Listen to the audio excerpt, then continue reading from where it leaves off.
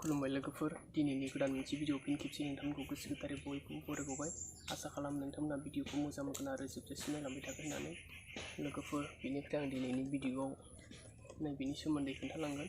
बिनि नामा नै कन्टाप प्लास आरो हेनाक'नाजल 50%। थारमाने बे मोनसे गय बिफांनि मुलि आरो गय बिफां बेराम जानायनि मुलि। आं बिनि सोमोन्दै माबोरै बाहायो, बोरै बाहायनांगौ, बिनि फर्मुलाफोरखौ आं खोन्थालांबाय थागोन। लोगोफोर, नोंथांमोना भिडिअखौ मोजां मोनबा जोबजासिम नायलांदो। बेनिफ्राय चेनेलाव जाय गोदान अननानै चेनेलखौ साबस्क्राइब खालामबानो जाबाय लोगोफोर।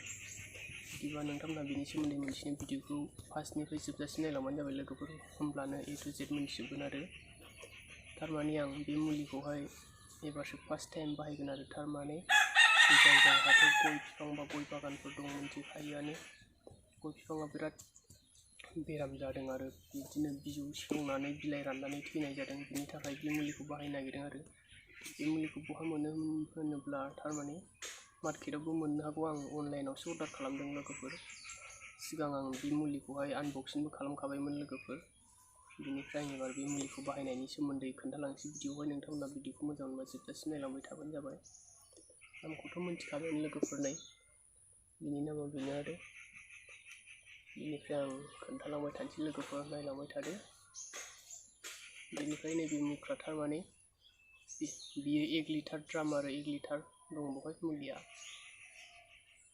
बिनि दामा अनलाइनावहाय थारमाने बेखौ 630 थाखा लादों आरो 623। बेनिफ्राय नैबे लेखायावहाय 773 दं आरो नै दामा बेनो। ओमफ्राय नैबे थारमाने मिलिमिटार मुख्रा आरो 1 लिटाराव बेसेबां होनांगौ, थारमाने 1 लिटारावहाय 2 मिलिमिटार होनांगौ आरो बेवहाय मुलिखौहाय ml। नैबेहाय नै नाम्बार दंखाजोबो बे मुख्रायावहाय, बांद्राय सिनायनो नागिरा आरो। बेनिफ्राय नै 1 केजियाव बेसेबां होनांगौ बे मुख्रायावनो दंखाजोबो आरो, बेयाव नायनानै होबानो जाबाय। बेनिफ्राय अब्ला जों 10 लिटार दै होनोबा 20 ml होनांगोन आरो 75सिम दङ बेवहाय मुख्रायावहाय नाम्बारा। बेनिफ्राय आं एबारसो फार्स्ट टाइम नालाय आं सिगां बाहायफेराखैमोन आरो। बेनिफ्राय आं माखासे नागिरै मा मुलिखौ बाहायो नागिरनानै मोननायाव बेखौ मोन्दों आरो आं लोगोफोर, गय बिफां बेरामनि थाखाय।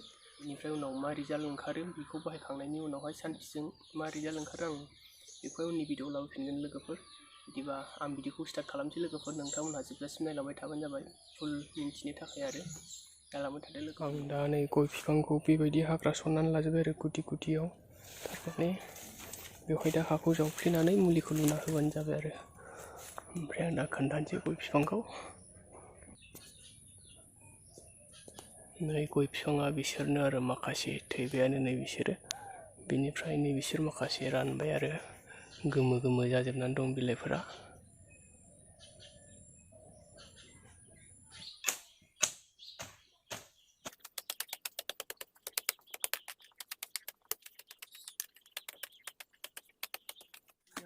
नैबेहाय बाल्थिं गंनैयाव दै लाबाय आं, बेवहाय दैखौ 10 केजि लाबाय आरो 10 लिटार लाबाय। थारमाने 1 लिटार दैयावहाय 2 ml होनांगौ आरो मुलिखौहाय। बिदिब्ला आं बेवहाय 10 लिटार लाबाय नालाय दैखौ बाल्थिं मोनसेयाव, अब्ला मोननैजों 40 लिटार जाबाय। होमबा जों 1 लिटाराव 2 ml नालाय, होमबा 10 लिटारावहाय जों 20 ml होनो हाबाय मुलिखौ। अब्ला जोंनावहाय 40 ml फैबाय आरो मोननैजों। बेनिफ्राय नै मुलिया टाटा कम्पानि कन्टाप प्लास आरो ओमफ्राय नै हेनाक'नाजल 5% SC। बेनो आरो मुलिया लोगोफोर। मार्केटाव बेनि दामा नै 773 आरो। बेनिफ्राय आं अनलाइनावसो अर्डार खालामदोंमोन नालाय बेखौ 623 मोन्दों आरो। आं दाखालि बावै सिगां आनबक्सिं मोनसे भिडिअ लाबोदोंमोन ना लोगोफोर। दा मुलिया बेनो। बेनिफ्राय आं प्रेक्टिकेलि मावनानै दिन्थिलांबाय थानोसै लोगोफोर। नोंथांमोना नायलांबाय थाबानो जाबाय माबोरै खालामो, फर्मुलाफोरखौ आं खोन्थालांबाय थानोसै आरो। बेनिफ्राय आं दासो फार्स्ट टाइम नालाय बे मुलिखौहाय नायलांबाय थादो लोगोफोर।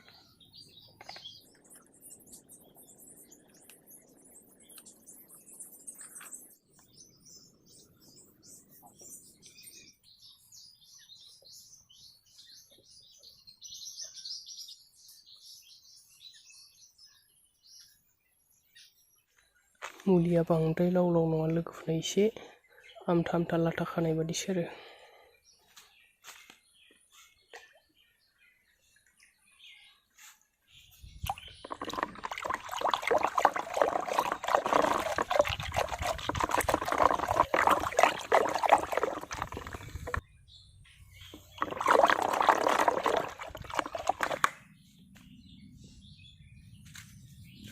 लोगोफोर बिनिफ्राय आङो र' मुलिखौ लुनोसै आरो बिफाङावहाय ओमफ्राय आं बिफांखौ नै बिदि जावनानै लाजोबखाबाय नै बिदि हाखर जावनानै लाबाय सोरगिदिं गल गला आरो थारमाने मुलिया दस्रायाव बोहैलाङै बादि बिनिफ्राय बाव लुनानै होबानो अब्लानो बिनि बेक्टेरिया बा भाइरासफ्रा थैलांबाय आरो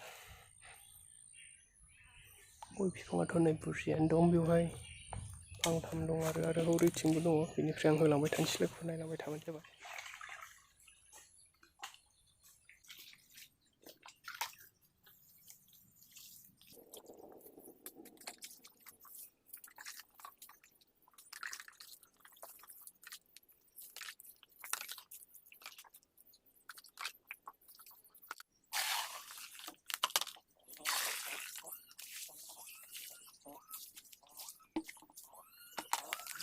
लोगोफोर आं दा मुलिखौ लुखांजोब्बाय आरो बेनिफ्राय हाया गोरानथार नालाय रानलांजोब्बायबो आरो दसेयावनो। स' लोगोफोर नोंथांमोनहा भिडिअखौ जाय फार्स्टनिफ्राय जोबजासिम नायबाय नोंथांमोनहा बुजिबायबो जानांगौ आरो जाय मोजाङै बुजिजोबाखै कमेन्ट खालामनानैबो सोंहरनो हागोन लोगोफोर आं रिप्लाय होनो नाजागोन। बेनिफ्राय भिडिअखौ मोजां मोनोबा लाइक शेयार खालामबानो जाबाय लोगोफोर बेनिफ्राय चेनेला गोदानब्ला साबस्क्राइब खालामदो। बेनिफ्राय लोगोफोर आंबो बे मुलिखौहाय थारमाने एबारसो फार्स्ट टाइम बाहायदों नालाय बेनिफ्राय आंबो बिनि सोमोन्दै बारा मोजां नलेज मिन्थिजोबा आरो बेनिफ्राय आं जा मिन्थिगौ बेखौहाय आं भिडिअआवनो बुंबोजोबखाबाय। बेनिफ्राय माबायदि रिजाल्ट ओंखारो नायनोसै लोगोफोर आंबो सिगां बाहायफेराखै नालाय गोदानसो नालाय एबारसो बेनिफ्राय सानबेसेजों रिजाल्ट मोनो एबा बिफां बेरामा हामो आं बेराम हामोब्ला भिडिअ लाबोफिननो नाजागोन लोगोफोर। बिदिब्ला नोंथांमोनहाबो जाय बाहायनो गोसो बाहायनो हागोन आरो बे मुलिखौहाय नोंथांमोनहाथ' मुलिनि नामखौ मोनथिखाबायानो। बेनिफ्राय बहा मोनो होनबा अनलाइनावबो अर्डार खालामनो हागोन जों फ्लिपकार्ट मिश' बेफोरावहाय आरो आं मिश'आवनो अर्डार खालामदों अनलाइनावहाय। बेनिफ्राय जों मार्केटावबो मोननो हागौ आरो दखानफ्राव नागिरोबा। बेनिफ्राय आं अनलाइनाव अर्डार खालामदों नालाय आं बेखौ खिथाबाय आरो लोगोफोर। ओमफ्राय थारमाने जोंहाथ' गय बिफां होनोबा थारमाने जों मिन्थिखागौआनो बयबो बांसिनानो जों गय बिफांनिफ्राय जों जेरै गय सफारि खालामो जेरै पेकेटनि बायदिसिना जाग्राफोर खालामो आथिखालाव गय बागानाबो बिराद बेसेन गोसा बा दाम दंसै आरो लोगोफोर। बेनिखायनो जों ओरैनो थायालासे बयबो गय बिफांनि आबादबो मावनो हायो। बिनि थाखायनो जों गय बिफां बेराम जायोबा मा मुलिखौ बाहायो आं बेखौनो भिडिअ लाबाय लोगोफोर नोंथांमोननो।